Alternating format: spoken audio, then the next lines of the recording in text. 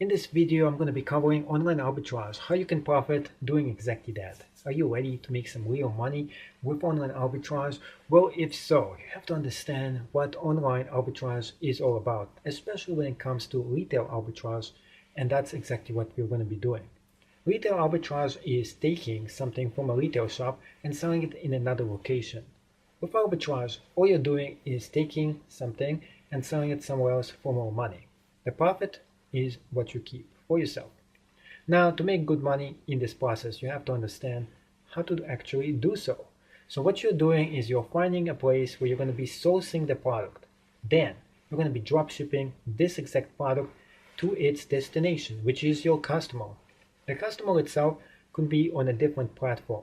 The reason why you want to use a different platform is that the original customer is not going to go and complain, why are you selling it somewhere else?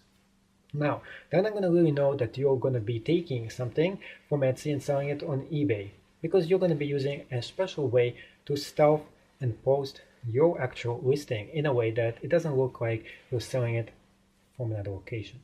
Then once the product actually gets sold, you're going to be taking this specific product and you're going to be selling it to your client, which is going to be available in a different platform. So what we're going to be doing is very simple. We're going to be taking a listing from Etsy and selling it on eBay to your client. Once somebody actually grabs this product, you're going to go through the transaction, buy the actual product, and ship it to your client. This should go very smoothly if you do it step by step of the way, exactly how I show you in this class. One thing that I want you to keep in mind is that you have to have very good product margins for the items that you're selling. So the product margins themselves cannot get hit in this entire process, which is why you have to monitor the listing constantly to make sure that the price itself of it doesn't go high enough that it doesn't anymore make sense for you to sell it on its other location.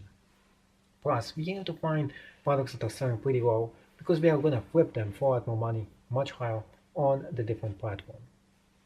This is a concept that not everybody understands, nor they know how to actually do this correctly. This is why this class is going to cover everything you need to know how to do this right and how to make good money in the process. Well, with that said, I want to see you in the next lecture, and thank you so much for watching and understanding what retail arbitrage and how it is applicable to what we are actually doing in this class.